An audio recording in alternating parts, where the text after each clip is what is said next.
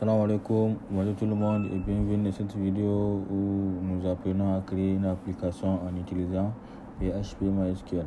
Donc dans les vidéos précédentes, on a vu comment ajouter un article, puis comment ajouter un client, les afficher, les modifier et tout. Donc dans cette vidéo, on va la consacrer à savoir comment effectuer une vente. Donc comment vendre un article à un client. Donc pour la vente d'un article à un client, il faudrait garder en tête deux choses. La première chose, pour vendre un article, il faut que la quantité que nous voulons vendre soit disponible dans le stock. Et aussi, à chaque fois que nous vendons un article, il faut qu'on réduise le stock de l'article, Inch'Allah.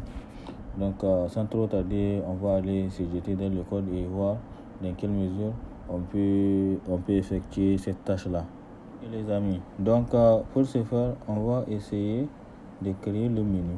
Donc on est en tête, on va essayer de créer le menu vente pour effectuer la vente. Et ici, vente.php. Donc si on revient, il va automatiquement s'afficher. Le voilà. Maintenant, on va lui chercher une icône qui lui convient. Donc on y va au niveau de box icon, l'adresse box icon qu'on a consulté dans la vidéo précédente.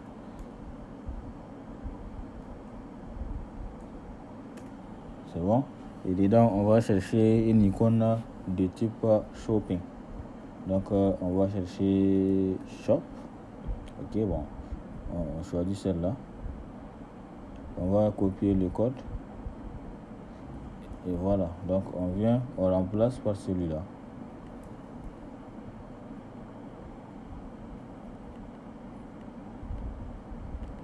Donc on sélectionne et il a déjà collé ça. Donc on y va, on teste.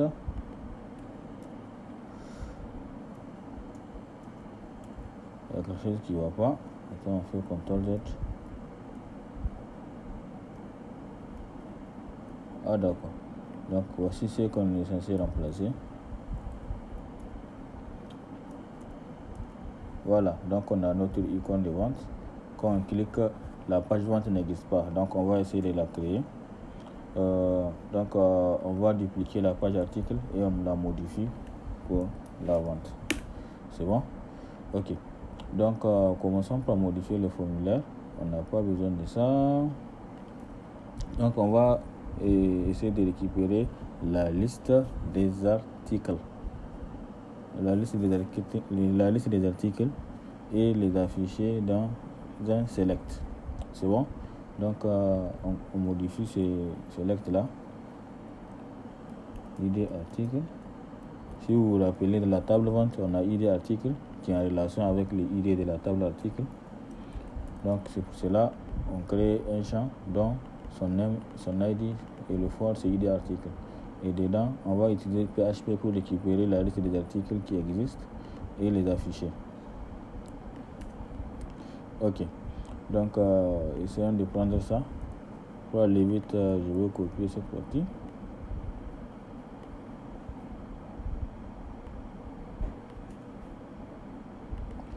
Donc ici, ce code va récupérer tous les articles et les stocker ici. Donc on va tester s'il n'est pas vide. S'il n'est pas vide, on va faire la boucle pour parcourir le tableau et afficher la liste des articles. Donc un jour il faut que je pense faire une fonction qui va faciliter cette vérification. If not empty article A is already. Donc si l'article est un tableau, donc s'il est un tableau, ok. Donc si cette condition est vérifiée, on fait une boucle for each histoire de parcourir le tableau. Ok, mettons l'article avec S, je pense que c'est mieux puisque bon, c'est plusieurs qu'il va récupérer, c'est juste ça pour la compréhension. Maintenant on va faire du HTML. Pour cela, on va faire comme d'habitude. On va fermer ce bloc là, créer un autre et le fermer aussi.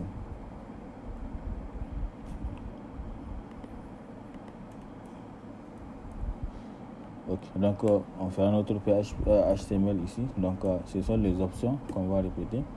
La value, ça va être le ID de l'article. Et à côté, on va afficher le nom de l'article suivi de la quantité disponible. Donc au niveau des values, c'est le ID de l'article que nous allons afficher.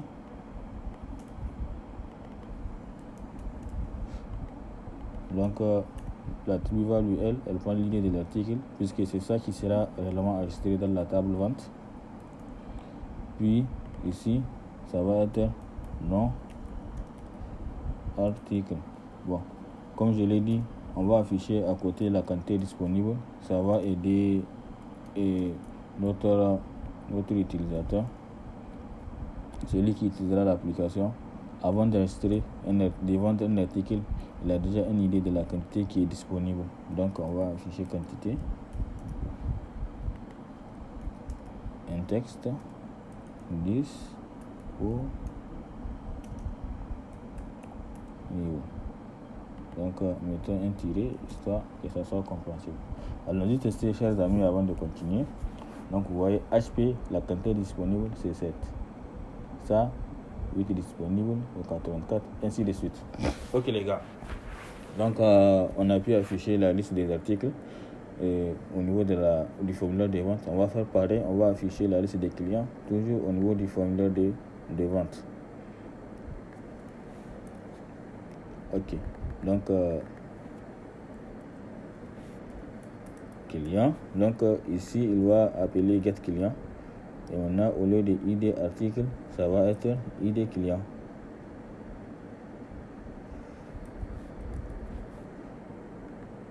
D'accord. Attendez. Client a été à la fin. C'est bon. Donc ici, c'est le nom. Prénom. On n'a pas besoin de se tirer. On n'a pas besoin de ce texte-là disponible. Donc on y va, on teste. On a client. Donc la quantité, ça existe déjà parmi les propriétés. On peut aller vérifier. On a la quantité, on a le prix, on a la date du vente. Donc c'est ça. Et bon, ça ce sont des anciens enregistrements pour le test. On n'a pas besoin de ça. Donc on a ID article, ID client, quantité, prix, date de vente. La date de vente, elle est automatiquement gérée par le programme, c'est-à-dire par MySQL. On n'a pas besoin d'utiliser le formulaire. La vente, elle est enregistrée automatiquement. Okay.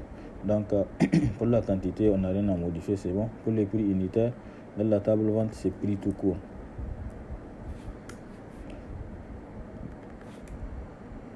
Donc date fabrication, date expiration, on n'a pas besoin. Donc les gars, notre formulaire pour l'enregistrement d'un article est prêt. Maintenant, ça reste à faire le code d'enregistrement.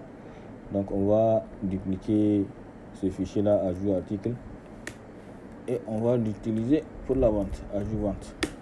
Donc pour la vente, je rappelle, avant d'effectuer une vente, il faut qu'on vérifie est-ce que la quantité est disponible dans le stock.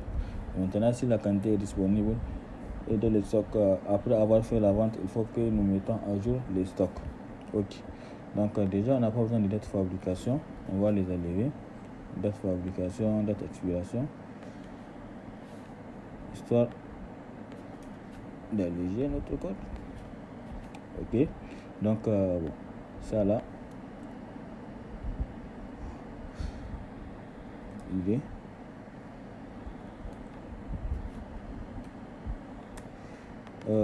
Ici c'est plutôt la table vente. L'insertion va faire ça, insert into vente. Donc ici c'est ID client. Donc la quantité c'est bon. Le prix unitaire au niveau de la table vente, c'est pas prix unitaire, c'est prix tout court. Ok. Bon, maintenant avant de continuer, on va récupérer la liste des ventes, la liste des articles, l'article que nous voulons enregistrer. On le récupère et on compare sa quantité avec la quantité que nous voulons vendre. Donc on va inclure le fichier fonction. C'est là-bas que se trouve la fonction de vente. la mention pour récupérer l'article plutôt. C'est bon. Donc on l'importe, donc on peut appeler get article. Donc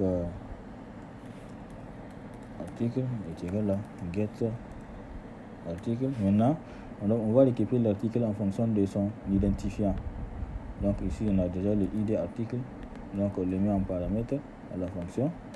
Donc il va faire la requête, le récupère, et nous on va tester si c'est pas vite. If empty article and, et aussi si c'est un tableau is array article. Ok, maintenant si ces deux conditions sont réunies, on va tester if donc si la quantité que nous voulons vendre qui est ici, c'est bon, et le supérieur, si la quantité que nous voulons vendre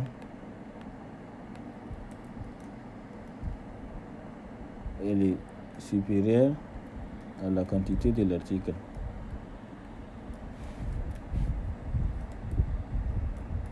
Si elle est supérieure, dans ce cas on va afficher un message de danger pour dire que la quantité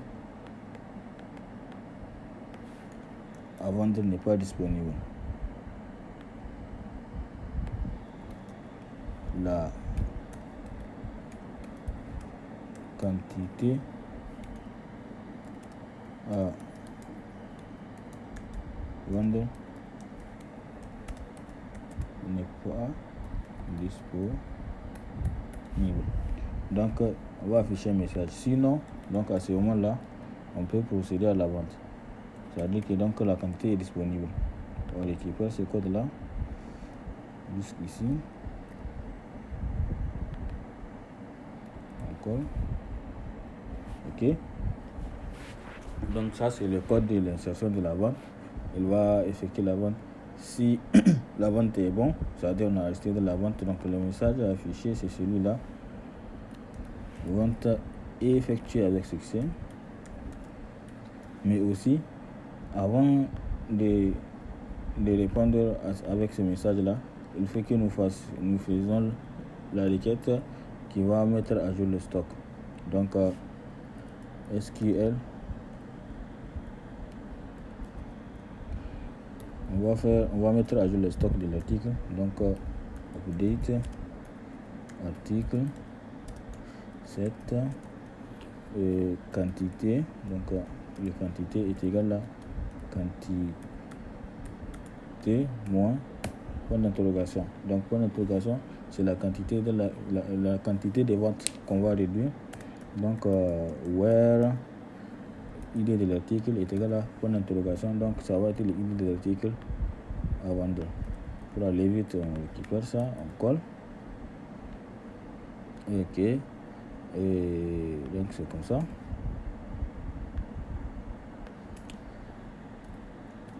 Ok, donc ça c'est ça qui correspondra à ce point d'interrogation, et ça l'id de l'article va correspondre à ça. Donc il va mettre à jour la quantité. Maintenant on va tester si au moins une ligne a été enregistrée, modifiée. C'est à ce moment là que nous allons informer l'utilisateur que la vente a été effectuée avec succès. Donc au cas où on n'a pas ça, on va afficher un message de danger, donc dans le else, dans tout l'espace de notre code. Ok, on va dire une erreur s'est produite. On va dire impossible de faire cette vente, puisque on a voulu mettre à jour le stock, ça n'a pas marché. Donc on va dire que c'est impossible, et ici on va dire une erreur s'est produite lors de la vente.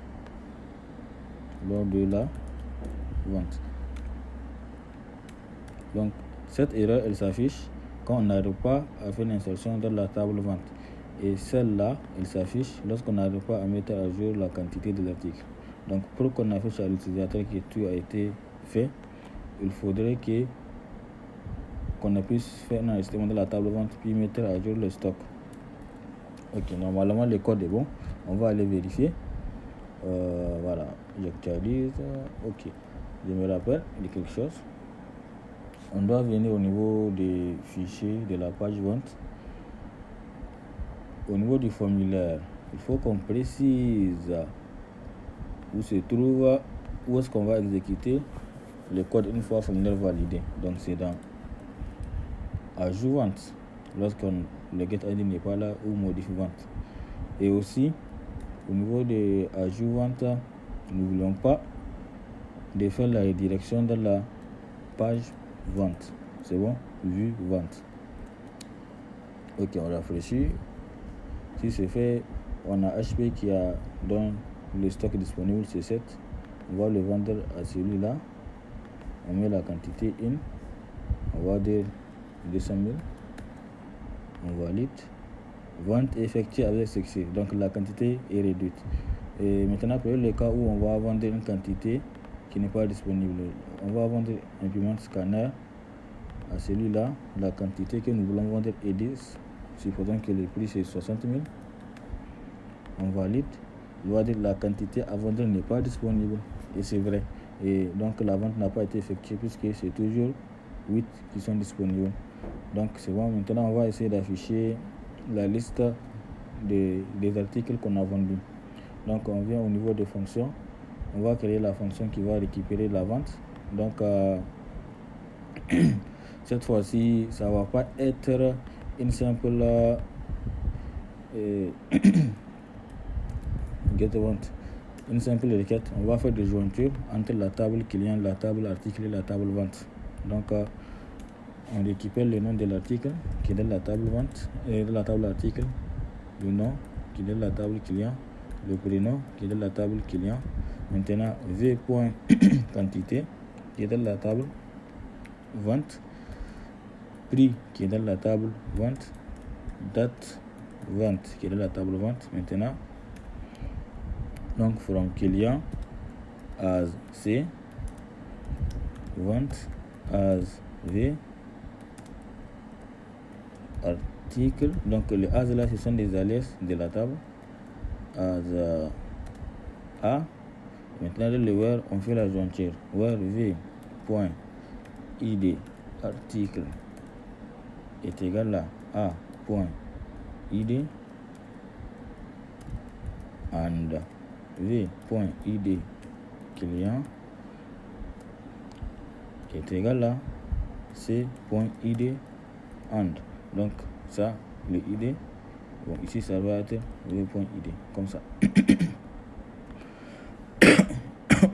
Donc on copie cette partie du code, on colle ici là où on récupère tout sans le ID, sans prendre en compte le ID. Donc on a fait notre jointure. Maintenant on va revenir dans la table vente. N'oublions pas ici c'est plus get article, c'est get vente. Donc ici au niveau des tableaux c'est comme ça, la colonne article, la colonne client, quantité, prix, date. On n'a pas besoin de ça.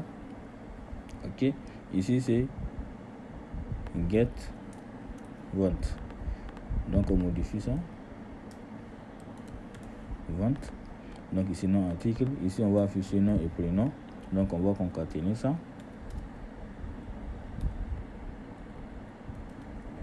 Voilà, nom et prénom. Donc déjà qu'on a récupéré au niveau de la requête, nom, prénom, quantité, prix, date vente,